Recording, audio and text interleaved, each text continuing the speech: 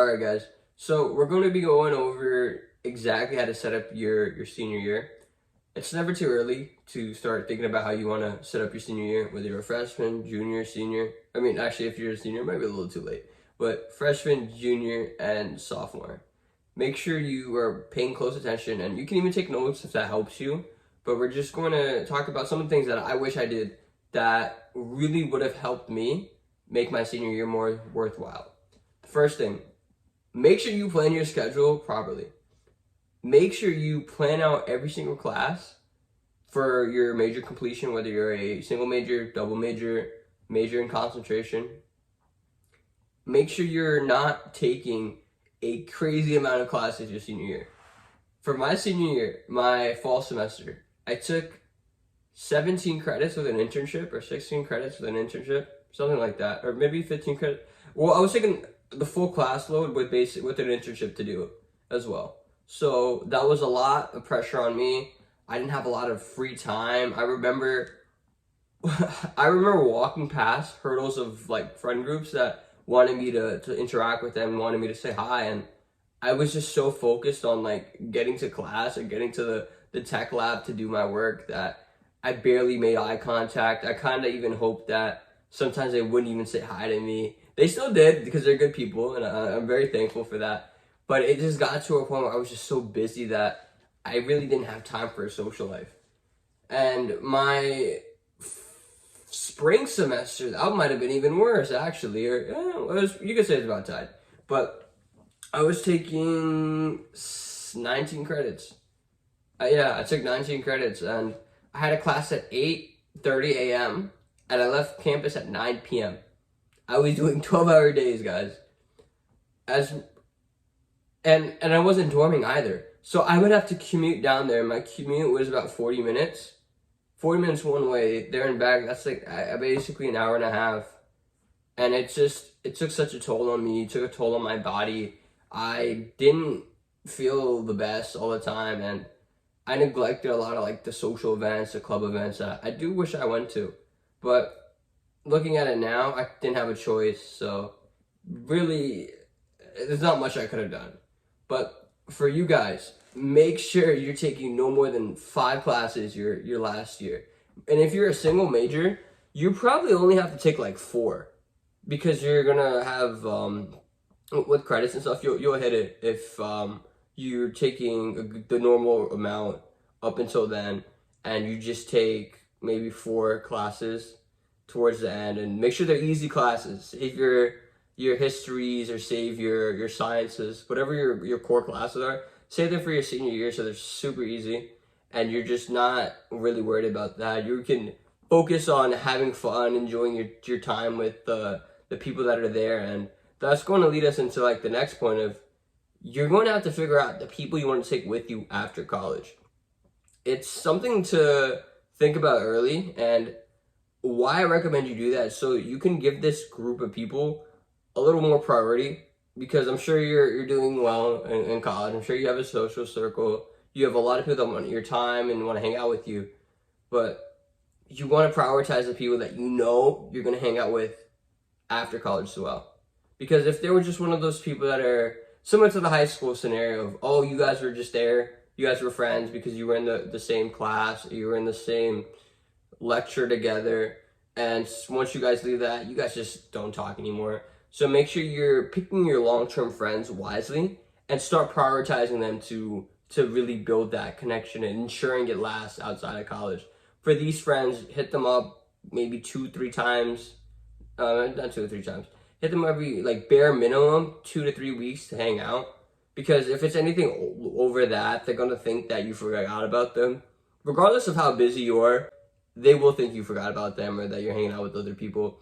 And if you just focused in on yourself and you're really just grinding, you can still take 30 seconds to send a text message and then dedicate maybe one evening after you finished all your work and just spend time with them. You can even apologize for saying, hey, like, I just been super busy, and they will appreciate that you're coming towards them and you're trying to improve that relationship and letting them know how serious you take it. So they will reciprocate, or they should reciprocate, because if they don't, then they're bad friends and you're gonna And you're going to want to choose a different friend to figure out how you can ensure that relationship lasts outside of college. You can do so many things on campus. You can even do stuff outside of campus if you guys live near like a major city. There's be a good amount of stuff to do, but I'm sure you know how to have fun with your friends. The next thing I want you guys to really focus on, or one thing I want you guys to take the stress off of, is landing a full-time job right after college. Like, I'm talking the moment you graduate, you have a job lined up and you start in the summer and you're going to start working there. Most times you shouldn't be too hard on yourself for not landing this. I know there's a lot of pressure. I know there's somebody in your ear probably saying, oh, like, you need to land this. You need to have a full-time offer. If you don't, then you're a failure.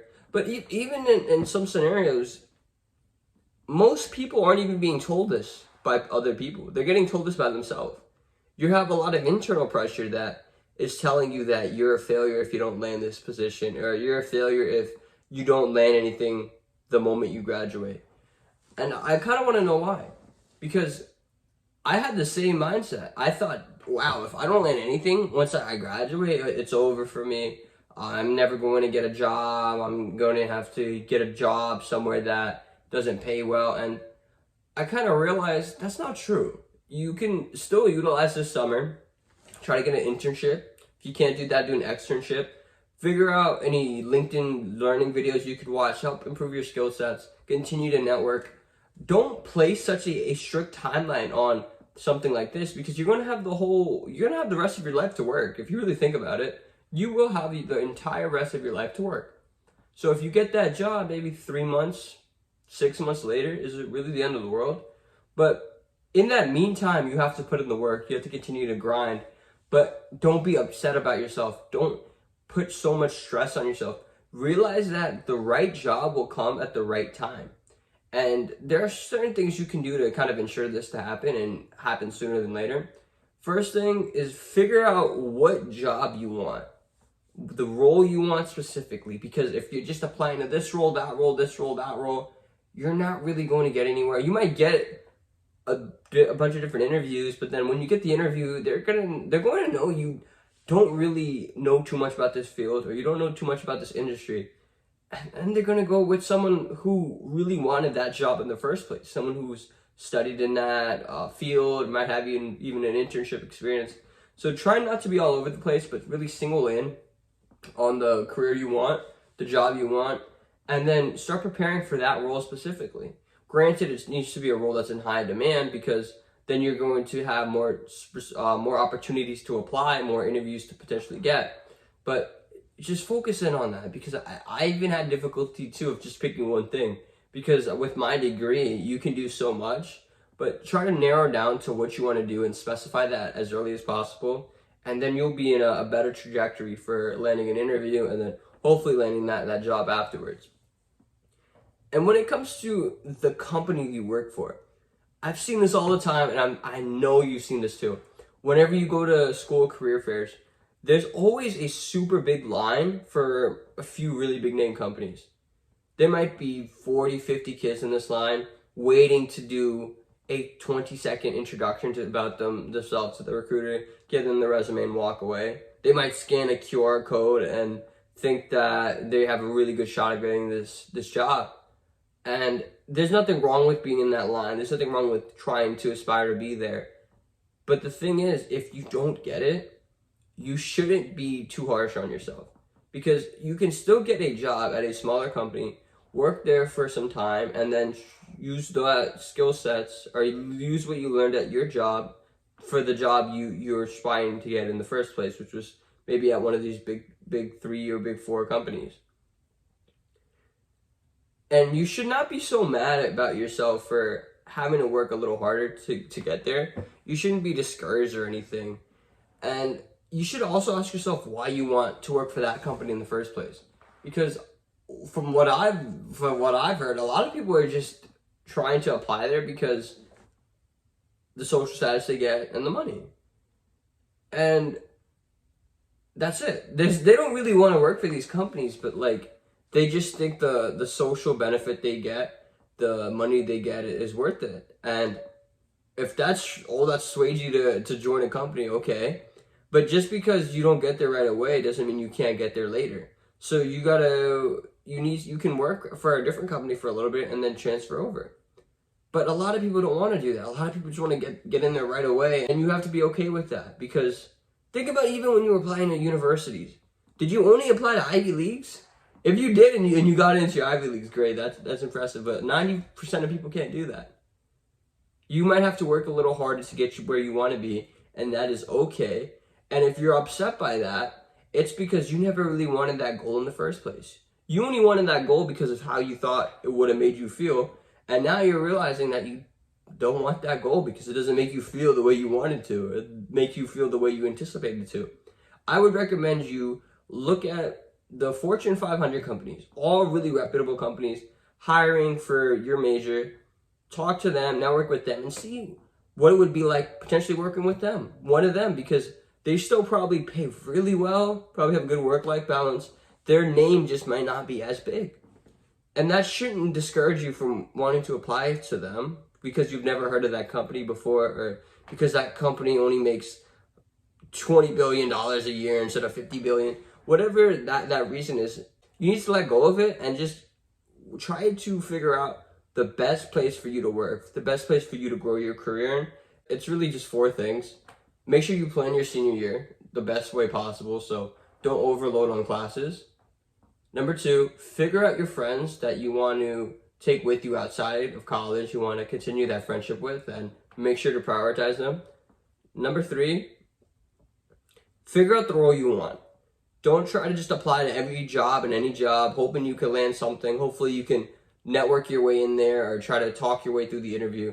Because guys, I promise you, it is way easier for you to know your stuff going into the interview.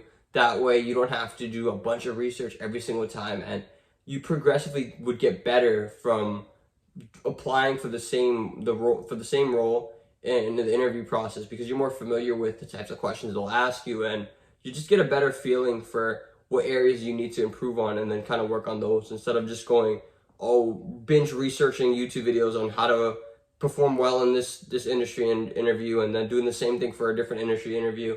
And it's too chaotic. Number 4, don't get so caught up on company names. There's nothing wrong with working for a company with a slightly smaller name, but equally as reputable, pays you borderline the same, has a good company culture. Prioritize those things over the brand name or over the company name.